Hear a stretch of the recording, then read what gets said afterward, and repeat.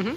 Okay, guys, so we're going to break out of the closed guard using a combat base. First, we're going to stand up.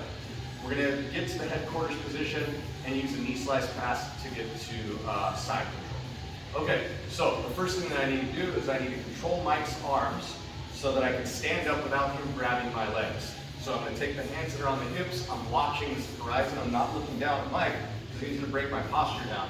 I keep my eyes up like I'm watching the sunset. And I'm going to slide my hands up into the armpits or over the biceps, whatever's comfortable for you. Then I move my head above his head so that all my weight is on my hands. Not all of it, but most of it. I want to pin his arms here. Now I can either step up one leg at a time or I can hop up with both legs simultaneously and pinch my knees on his hips. Now, I don't just release my arms and go like this, because if I do that, he's just going to pull me down and start attacking me. So what I want to do is I pinch my knees and I go 1, 2, 3, like I'm climbing some steps, right, or a ladder.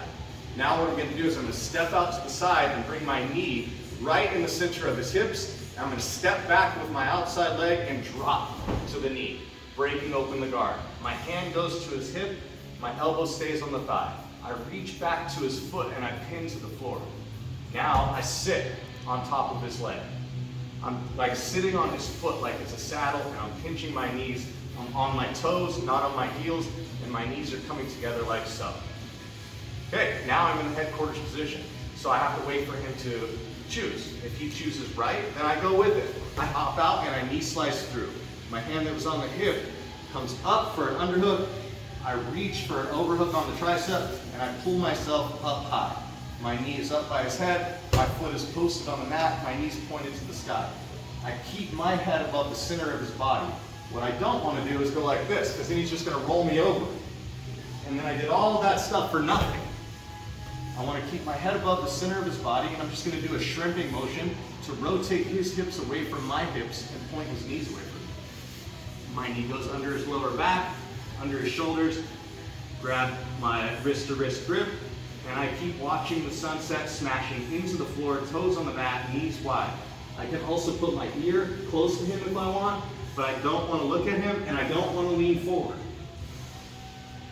One more time.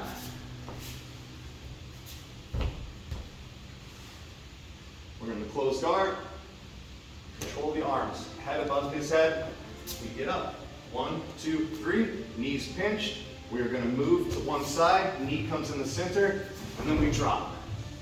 Hand goes to the hip, elbow inside, step, achieve the headquarters position. Now we're ready to start attacking the guard. We slide in for the knee slice, we reach for our underhook, reach for the overhook, and slide up.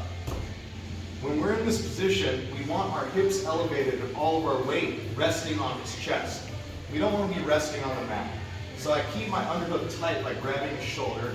I keep the tricep grip tight with my elbow tucked. I don't want my elbow wide. I don't want him to get this arm out. So I have a nice solid grip. My elbow's tucked and my weight is on him. I don't want him to be breathing easy and chilling out here. So now what I'm going to do is that shrimping motion. My knee goes underneath his lower back, underneath his shoulders. I get my wrist-to-wrist grip and I start squashing him. Okay, once more.